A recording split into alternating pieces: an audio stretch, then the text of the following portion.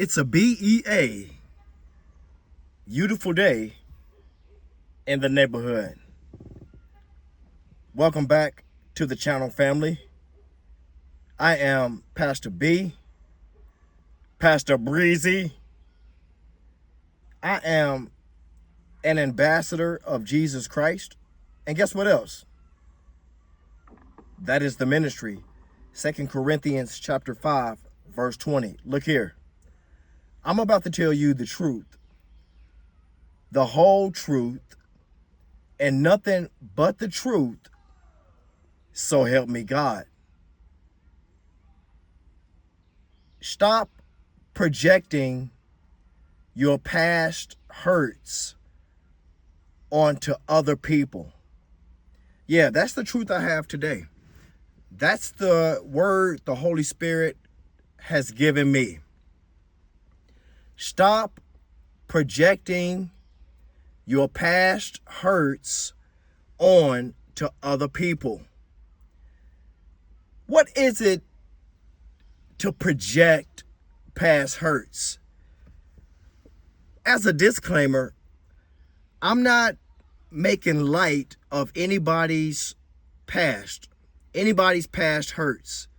Some of us have dealt with a lot of hurt and tragedy, a lot of nefarious activity in our lives that didn't have anything to do with us personally. It reminds me of the story of Joseph.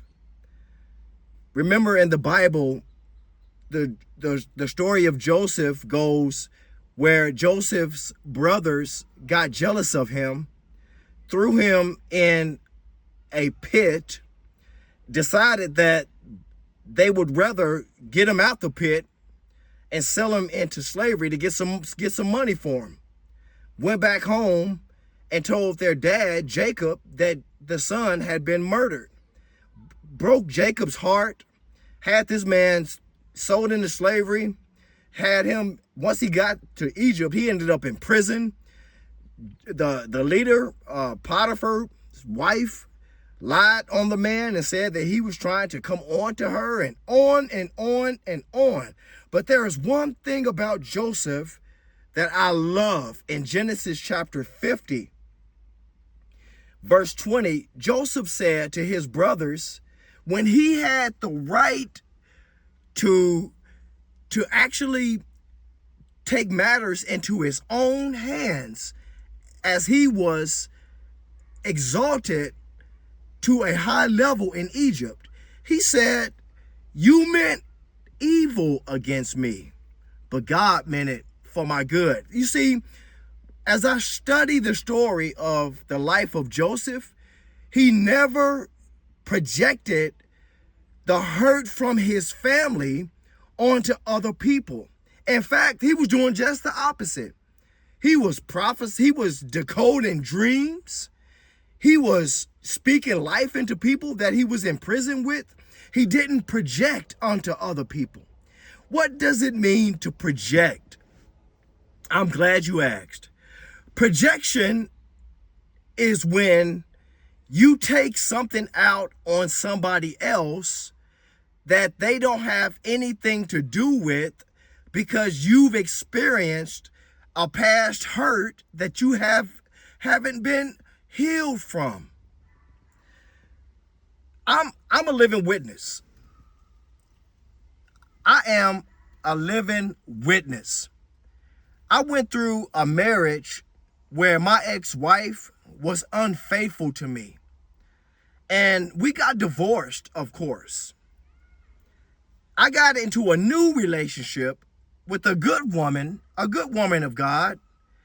But how about, because I had yet to be healed, I started projecting my insecurities onto her. I started being insecure, being suspicious.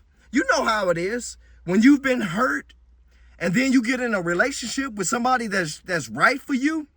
You start, if you haven't been healed, you're going to start thinking that that person is cheating on you, even if they're not. checking their phone. Where you at? Trying to tag them. You got them on the GPS. You will do everything you can to keep watch on this person because you have yet to be healed. That's projecting. There was a situation that I am privy of, and I'm not calling out anybody's name, but I was around a situation where a certain individual was dealing with a wound in his heart from something that happened to him when he was a child from his own parent. And now this person is a fully grown individual who has yet to be healed. And when he met another person that reminded him of his prior situation, he started venting on this person that had nothing to do with it.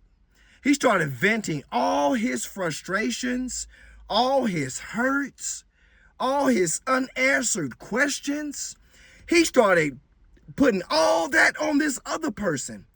That other person was like, man, what did I do to you? I ain't did nothing but love you, respect you, do right by you. So why are you treating me with all this hurt? Why you treating me with all these slick comments? Why are you trying to undermine what I got going on? Why are you trying to undermine what I got going on, is what this brother was saying. You want to know what that guy finally came up to realize? He was the victim of this brother's projection. Now, here's the thing. Maybe that's you today. Maybe that's you watching this video. Maybe you have been hurt in a prior relationship, and now you're treating the person that you in relationship with like they're the person that hurt you. That's called projecting. You're rubbing your hands together and saying, yeah, now it's my time. Yeah, I'm going to show y'all how it really feels to get hurt. No. Don't do that. Don't do that. That person doesn't have anything to do with how you came up. Some of the people that I know have dealt with situations in their lives and they never healed from it. Now they are projecting their old lifestyle onto people that don't have anything to do with their prior hurts. Don't do that.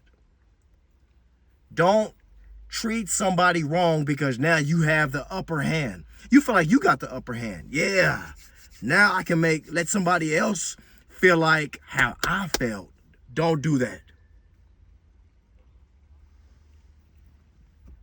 The scriptures say, do unto others as you would have others do unto you. That's the golden rule. And that's the truth that will set you free today from projecting past hurts onto other people. And I close by saying this. I'm not making light of your upbringing. I'm not making light of that. The hurt is real. Somebody cheat on you, that really hurts. You've been, unfortunately, maybe you was molested as a child or as a teenager. Now you don't trust no man. You can't even get in a relationship because you think that the guy that you in relationship with, you think he wants to touch your daughter or your son. The problem is that person doesn't have anything to do with what you've been through. That's called projecting. And that's why I want to give you this serious word. Stop projecting onto other people that don't have anything to do with your hurts, your pain, your childhood. They don't have anything to do with that. Now, let me give you some word. Let me give you some encouragement. If you are a person that has projected onto somebody else, brother, sister, you need to ask God to heal you. James 1 verse 5 says, you do not have because you do not ask. Ask the Spirit. He's the comforter. One of the nicknames for the Holy Spirit is the comforter. He wants to comfort you. One of his nicknames, as Jesus called him, the helper. He wants to help you. Ask the Holy Spirit to heal you from this past wound. Because maybe you didn't even know up until now that you had a past wound that you needed to be set free from, so that you can stop projecting onto other people your past hurts. Because I'm going to tell you something. What that's going to do is that will ruin your ministry. That will ruin friendships. That can ruin your marriage. That can ruin a relationship.